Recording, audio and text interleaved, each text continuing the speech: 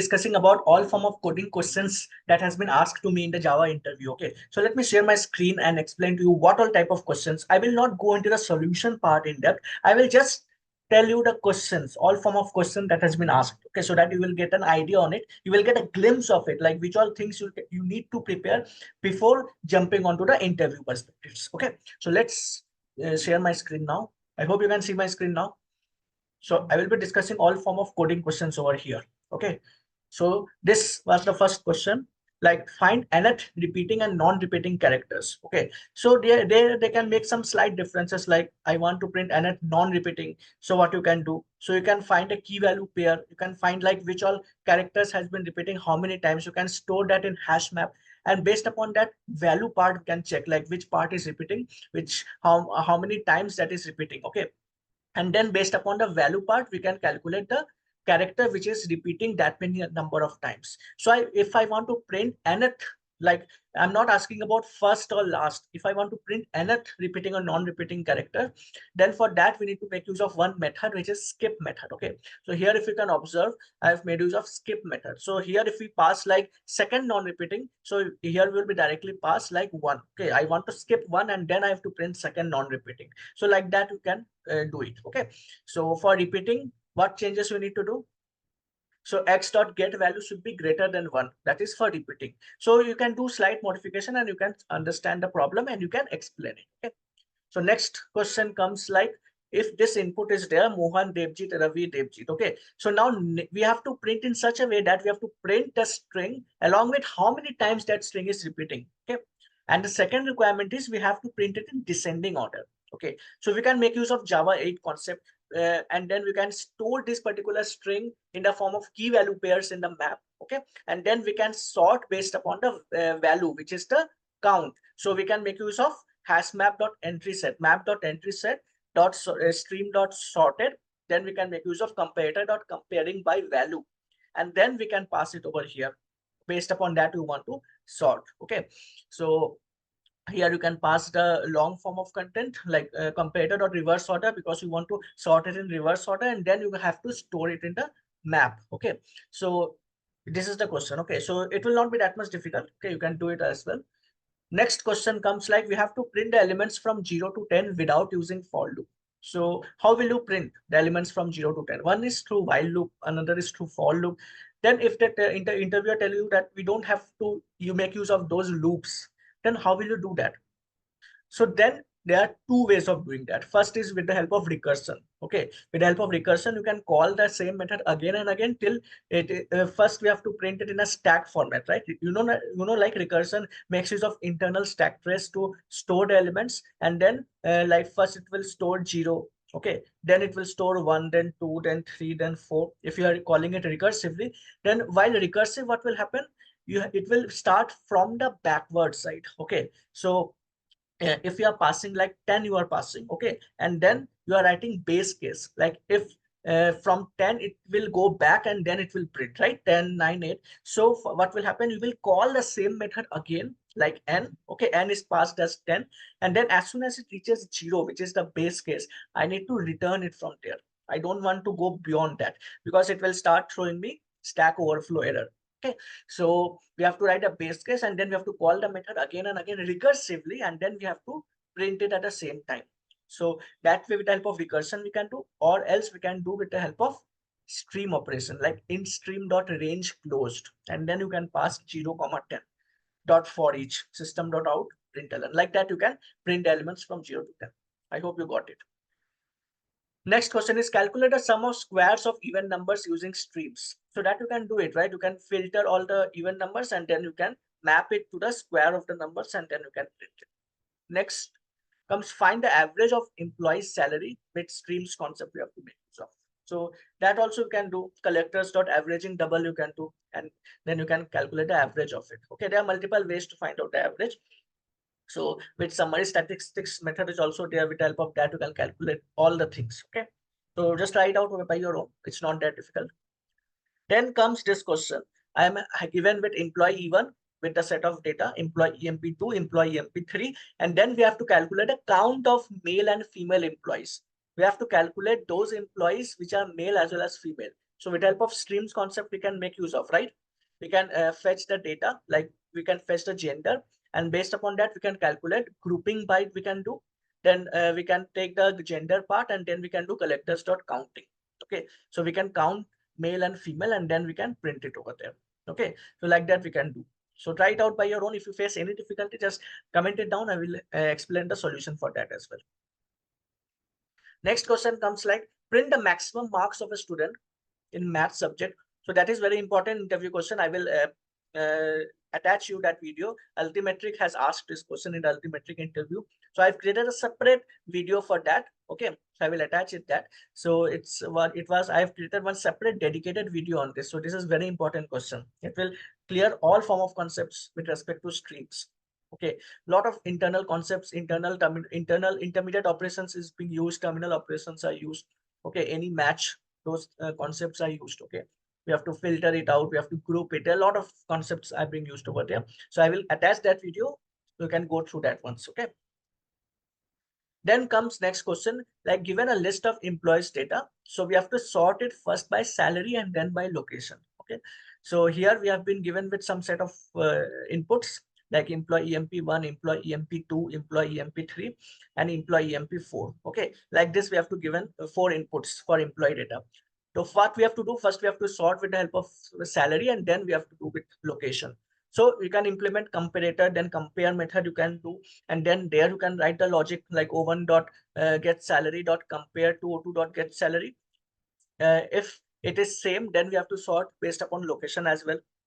Like that you can do, or else with the help of stream also you can do. How you can do that? So arraylist dot stream dot sorted comparator dot comparing employee colon get salary with method reference dot then comparing method you can use, and then you can compare the locations as well. So like that you can sort first by salary and then by location. Okay, next comes you have to print a list of subject for each student using streams. Okay, so we have to use a collectors dot mapping method over here. Okay, so here we are not reducing, we are not filtering anything. Okay, so whatever students are there, there is for each student there is a set of subjects. Okay, so what we have to do, we have to map, each and every student will have certain set of subjects, so we have to map set of subjects to one particular student. Okay, so we can make use of ALS dot stream dot collect collectors dot grouping by, and then we have to do the collectors dot mapping. So whatever students are coming, we have to map it, their subject basically we have to map.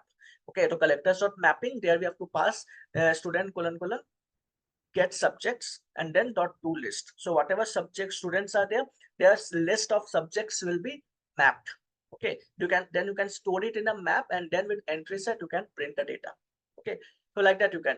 The next question was asked like print duplicate words in a given set of strings. So this is a string given to us. I am doing an interview at EY. I work for EY. So I have to print only duplicate words like EY. How will you print that? Yes, you can stream over it. You can create one hash set reference, and you can store that data in the hash set, and then you can print it out. That way you can also do. Okay, and then another form of question that can be asked over here, that we have to print unique elements. Okay, not duplicate elements. That is another form of question. Okay, so we have to remove duplicate, then we can directly put it on unique like distinct method you can make use of, and then you can remove the duplicates. So 2 form of questions can be made over this. Okay, so you should prepare well versed on this. 90% of the time this type of question comes in the interview. Okay, so next set of question like print duplicate words in a given string. Okay, the similar kind of question is there. Then 2-sum and 3-sum problem that has been there in the lead code. Okay, so it's a medium level difficulty, so we have to understand the approach, like how will you calculate 2-sum and 3-sum. Okay, 2-sum means we are given with set of elements in the array. We have to pick a group of numbers which counts to a target value. Okay, so let's suppose 6 and 3. 6 plus 3 is 9. Okay, 2 plus 7 is 9. 1 plus 8 is 9. So these 2 elements are, we are creating the group of that, like 2, 7, 1, 8, 3, 6. So we have to print in any order. We have to print a pair which sums up to the given target. So that is our requirement, which is a 2-sum. And 3-sum is the sum of 3 elements should be equal to the target value. Okay, so these 2 questions was asked to me in the client round. Okay, so this is very important question. You have to be prepared well on that. Two sum and three sum problem. It's very frequently asked, so you should be well versed on this. So if you do it normal way, like for within for, it will be O of n square. So we have to optimize it with the help of hash map. Okay, we have to check whether the data is contained in the map or not with the help of contents key. If it is not contained, then we have to store the data into the map. So now you got the idea. So try to do it by your own. Okay. Then this type of question was asked, like map dot put this we are passing key as integer values and the value as employee data. So in the employee, there is employee ID, employee name, employee city, where the particular employee resides. Then we have to sort the data of map based upon the employee city. Okay. So how you can do? You can do comparing by value, map dot entry set dot sorted comparator dot comparing by value. Okay. And then within that we can pass employee colon get city. Okay, then it will print the data in the sorted order for city. It will sort all the employee objects with respect to city. So practice it. Okay, try to do it by your own. Then this is a common question. We have to practice it a lot.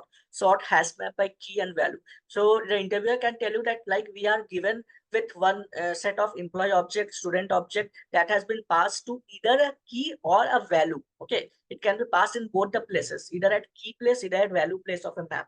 So we have to sort it and then we have to print the resultant output for that.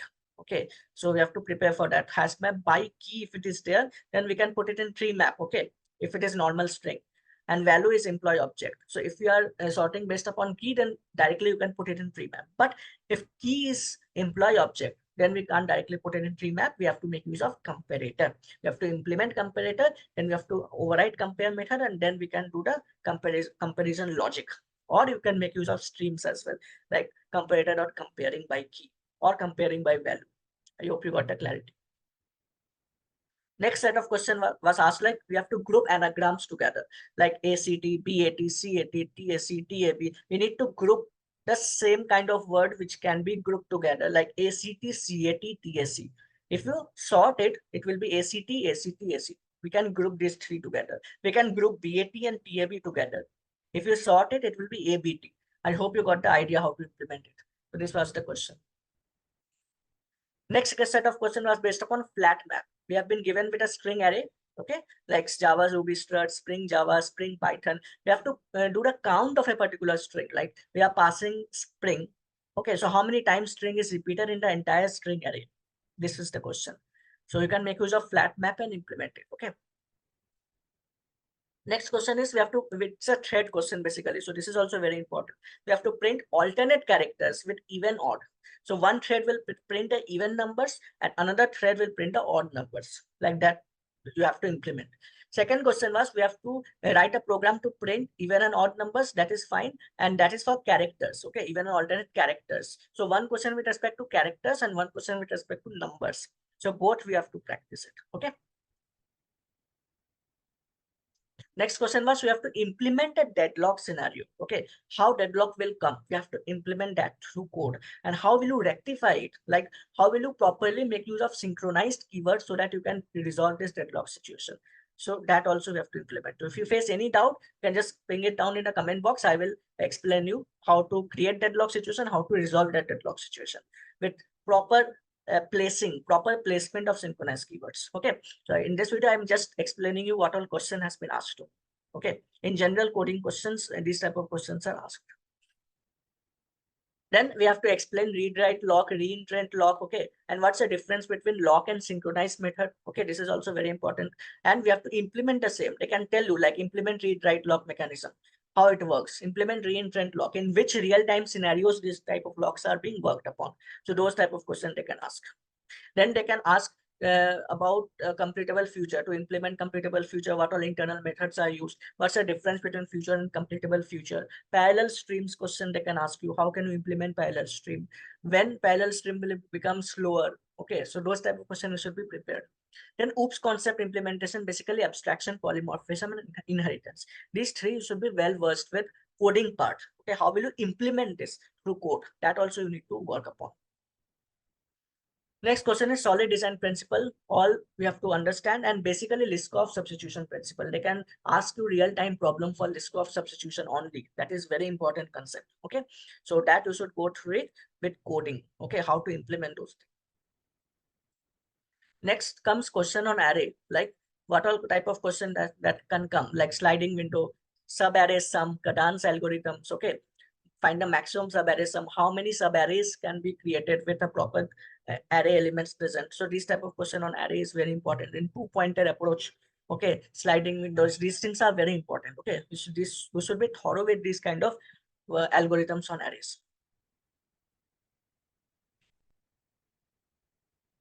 Then comes this question, stack. This question is very commonly asked, valid parenthesis. So valid parenthesis is a lead code question. You can go through it once. So once the bracket is open, that bracket needs to be closed. Opening braces should have the closed braces. The braces can be any braces, flower braces, that curly braces, normal braces. Okay. So with each opening braces, it should have a closed braces as well. So if it is not there, it should return me false. So that is valid parenthesis code, which is very commonly asked in interviews. Then list, they can ask you have to design your own array list, own linked list. Okay, so there were multiple methods present in list, right? Add, remove, search, sort. So those things you have to implement by your own. How can you do that? So this type of question can also be asked. Reversing the linked list by three-pointer approach. Okay, current, previous, next. 3 pointers you can make use of to reverse the linked list. That also they can ask you. And then they can tell you like, I don't want with 3-pointer. I want with another data structure. Which data structure can you make use of to reverse the linked list? Tell me, which data structure can you use? Yes, it's stack. With the help of stack, we can reverse it. Okay. Then what are all internal data structures being used in collection? Like list, what's the internal data structure? Set, what's the internal data structure? Linked list, map, what all internal data structures are used? This is very important. And internal implementations of hash set and hash map, array list, linked list, these all things should be very much clear in your mind. Then this question was asked in Walmart, like search for an element in a sorted rotated array. This is rotated array. Okay. It is not normal sorting like 1, 2, 3, 6, 7, 8, 9. No, it is rotated by 3. So 7, 8, 9 comes first, then 1, then 2, then 3, then 6. Okay. So in sorted rotated array, we have to search for a particular element. How will you do that? Okay. So we have to make use of binary search, but it is modified binary search. So I hope you got that clarity. So now start implementing it. Try to do it by your own. Okay. If you face any difficulty, you can ping me down. I will create a separate video on this. Okay. It's very important interview question basically. Next question was, we have to shift an element to left or right side. So basically the question will be on zeros. We have to shift zeros to all zeros to left, all zeros to right, or all 1 to left, all 1 to right. Any element they can tell you to pick, and they can tell you to shift all to left or all to right. So this is also most commonly asked. Like in 4 to 5 interviews, I have been asked this question. Okay, so Sapient publishes Sapient, Walmart also once they have asked. Then one or more interviews also, Deutsche Bank. Okay, they have asked. So this is very important question. Then we have to rotate the array by k times to left or right. One array will be given. We have to rotate it left rotation, right rotation by k times. Okay. So we have to do modulus with k so that it will not increase with the size. Like 1,000 times if you rotate, then what will happen? Those scenarios also we have to keep in mind. Next question is how to add duplicates with a given hash set. Okay, it's a little tricky, right? So just think it out. How will you add duplicates with hash set? I need to make use of hash set. We are given with hash set. Now we have to add duplicates into it. How will you do that? Try to think it by your own and try to comment it down below. Come in the comment box. You try to tell me the answer for this question. Okay, I will look into it. Then in SQL questions, they can ask you like questions on joins. They can tell you multiple tables. They can give you mapping table, and then they can ask you questions based upon that. Like if student ID, course ID are two different tables, and then there's a mapping table with student ID and course ID. And then with that, they can ask you like, how will you map the records? Like I have to print like C1, how many student has been enrolled for that?